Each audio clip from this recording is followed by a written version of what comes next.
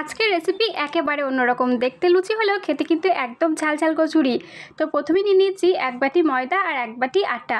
আটার ময়দা কিন্তু অবশ্যই সমান সমান নেবে। এরপরে আটা ময়দার মধ্যে দিয়ে দেবো একটু লঙ্কার গুঁড়ো, স্বাদ মতো নুন, কালো জিরে, সাদা জিরে, অরিগানো, 2 থেকে 3 চামচ সাদা তেল আর ফেটিয়ে রাখা টক দই। এগুলোকে দিয়ে বেশ ভালো করে ময়াম দিতে হবে।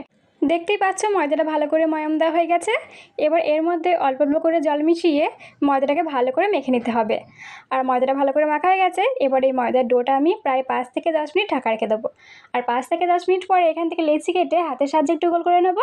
আর তারপর তেল দিয়ে গোল করে বেলে নেবো। আটা বা ময়দা দিয়েও বেলা যেতে পারে, কিন্তু তেল দিয়ে বেললে একটু বেশি ভালো হয়।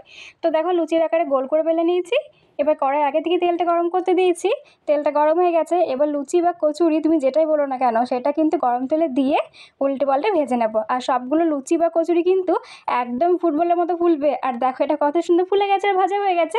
এবার তেল থেকে ছেঁকে তুলে নেবো। তাহলে কিন্তু আমাদের এই মশলা কচুরি বা লুচি একদম তৈরি। এর সাথে আমি করেছিলাম ছোলার তরকারি, সেটা দিয়ে পরিবেশন করলাম। কিন্তু এটা শুধুও খাওয়া যাবে, প্লাস তুমি মিষ্টি দিয়েও খেতে পারো। খেতে কিন্তু অসাধারণ টেস্ট হয়। সকালের ব্রেকফাস্টে বা রাতে ডিনারে তোমরা কিন্তু রেসিপিটা অবশ্যই বাড়িতে ট্রাই করতে পারো। তো সবাই খুব ভালো থেকো। এখনকার মতো টাটা, দেখা হবে পরের ভিডিওতে।